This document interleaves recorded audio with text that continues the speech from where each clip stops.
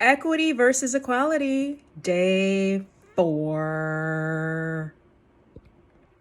We're wrapping up the series today. And today we are doing a dive into workplace culture.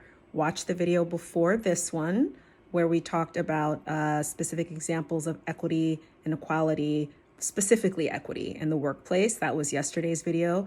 And what helps to foster that equity? The organizational leaders implementing various equitable practices. Workplace culture is a big part of that. I'm just going to read my notes. So many workplaces have this cutthroat, good luck, good luck to you, to each their own vibe, where managers, directors, and leaders view the people under them. If you watched the video yesterday, right? When you watched the video yesterday, you heard me make reference to this. Oh, we're going to bookmark that and revisit today when I said the people working under them. So it's coming up now. So where managers, directors, and leaders view the people under them as people to keep in line, to control, right? Versus adopting the mindset that their team members are under their care. And they embody an attitude of, I want everyone to succeed, and I'm willing to do what it takes so that each of my people does succeed. Now, this is very different from send me your reports and meet these deadlines. I don't give a shit about your personal issues. You just show up and you get your work done. If you're working in a workplace like that and you're someone who values, yes, we get our work done, and we actually treat each other like humans. We actually extend care for each other. If that's you, if you have that kind of heart, don't let other people talk you out of it. Don't let other people belittle you. They may try to, but internally, give yourself permission to actually want this kind of work environment for yourself. It's okay to desire this. It's okay to not settle for status quo. And so a question that you get to ask yourself is, what are you willing to do about this? I want to caution against something. Lots of times, us BIPOC folk can get in predominantly white institutions, PWIs, can get automatically placed as the unofficial cultural sensitivity liaison.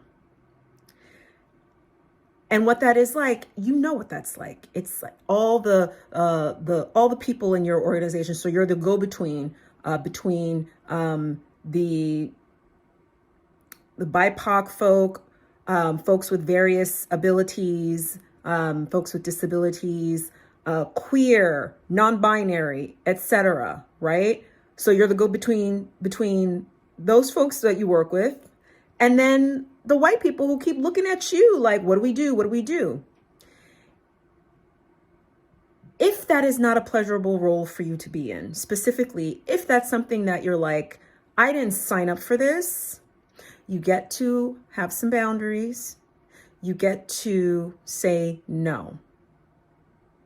Now, there's various very, very specific ways of approaching this, but in this Equity versus Equality in a Nutshell series, I'm just giving giving you overviews and talking about what's possible. Something you can do if you do find yourself as that cultural sensitivity person and you're like, this don't feel good. An option is to advocate, and this is something I personally did, advocate for a position to be created that you get paid to be such a person. That is a possibility. So that's a choice that you get to make as an individual, as a person who cares about your life and how, where and how you spend most of your time, and in which organizations, where you get to decide, I'm opting out of this. This is not for me. And if you are someone in a position of authority, right? You get to question and look at these practices and what can you do as a leader to change up the culture. And so this brings me to a masterclass series that I facilitated earlier this year, 2023, called Kick White Supremacy's Ass, a masterclass on understanding and dismantling white supremacy culture in the workplace and everywhere else. And so I have not said, I'm surprised of myself actually, I have not said the word white supremacy culture at all in this video series. But supremacy culture is the reason white supremacist patriarchal culture is why we're here. And so I offer that course, right? It is available on Teachable. And you can access that course at the homepage of my website, feelgoodkickass.com. Stay on the homepage and scroll down until you see info for the Teachable course.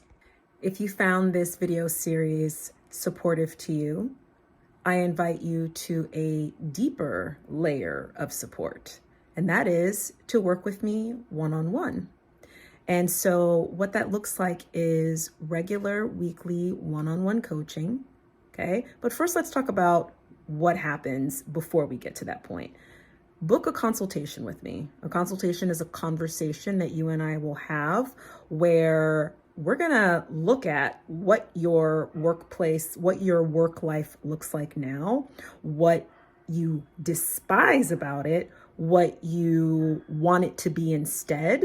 Then we're going to find out what is within your realm of control. What can you be in charge of? So in the form of, what are those top 1, 2, or 3 beliefs and behaviors that is preventing the work life, and not just the work life, but the entire feeling tone of your life to represent the values and the qualities that you want to live by, whether they are equity, freedom, flexibility, fun, pleasure, etc. Okay. And so throughout the coaching, so we have this conversation, and let's say at the end of the conversation, you and I decide that we're going to work together ongoingly. Okay. So week after week, we would show up and we would create some dynamic changes in your life. So by the next 6 months, your work life is not going to look like what it does right now. I'm going to tell you that. And your personal life ain't going to look the way that it does right now. And your relationship to yourself, first and foremost, is going to be a whole lot better. The way that you're able to speak up for yourself.